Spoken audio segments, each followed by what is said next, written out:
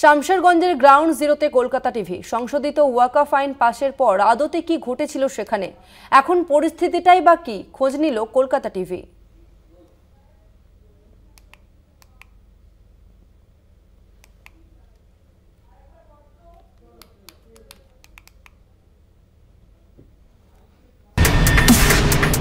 সংশোধিত ওয়াকফ আইনের প্রতিবাদে মুর্শিদাবাদের শামশেরগঞ্জের ধুলিয়ান, বাসুদেবপুর, লস্করপুর সহ একাধিক এলাকায় ছড়িয়েছিল উত্তেজনা।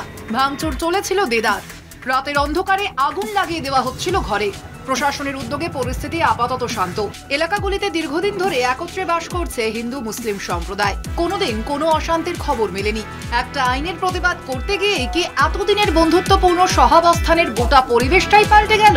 গ্রাউন্ড জিরোতে গিয়ে এলাকার হাল হাকিকাতের খোঁজ নিল কলকাতা টিভি। শামশেরগঞ্জ, ধুলিয়ান, সুতি এই এলাকায় বেশ কয়েকদিন ধরে দাঙ্গা একটা চেহারা নিয়েছে এবং এই দাঙ্গার চেহারায় বেশ কিছু বাড়িঘর ভাঙচুর হয়েছে। মানুষজন আতঙ্কিত হয়ে অনেকেই বিভিন্ন জায়গায় পালিয়ে গেছে।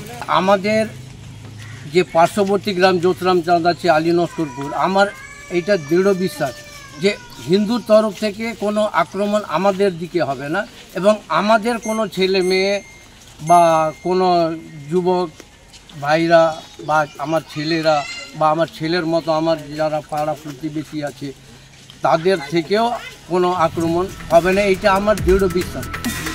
কারা করছে এসব দাঙ্গা হাঙ্গামা? কারাই বা শান্তিপূর্ণ পরিবেশের বদল ঘটাতে চাইছে? হিন্দুদের বাড়ি জ্বালাচ্ছে কারা? এলাকায় যেহেতু মুসলিমরা সংখ্যাগরিষ্ঠ, আঙুল তাদের দিকে ওঠাটাই স্বাভাবিক। তবে হিন্দু মা বোনেরা যে উত্তর দিলেন তা অন্য সত্য সামনে আনছে। সব জায়গায় যে দেখাচ্ছে যে মুসলমানরা হিন্দুর বাড়ি আক্রমণ করছে, এটা কি ঠিক? আপনার বাড়িতে করেছে এটা? এই সময় কি মুসলমান আসবে? আপনি বলেন। হিন্দুরা আমার বাড়িতে অ্যাটাক করেছে, মুসলমানরা আসেনি। আপনারা কি আতঙ্কে আছেন? হ্যাঁ, আতঙ্ক আছে, ভয় আছে। তো রাজনৈতিক ষড়যন্ত্রের ছবিও উঠে আসছে।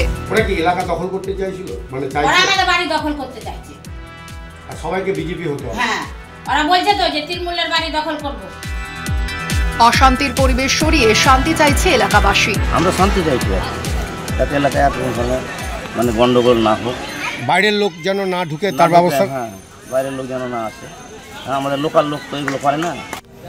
পরিস্থিতি স্বাভাবিক করতে উদ্যোগ নিয়েছে প্রশাসন। স্পর্শকাতর এলাকায় টহল রয়েছে কেন্দ্রীয় বাহিনীর। স্থানীয়রাও চাইছেন দাঙ্গা লাগানোর চেষ্টা প্রতিরোধ করে দ্রুত আগের মতো সম্প্রীতির ছবিটা উঠে আসুক।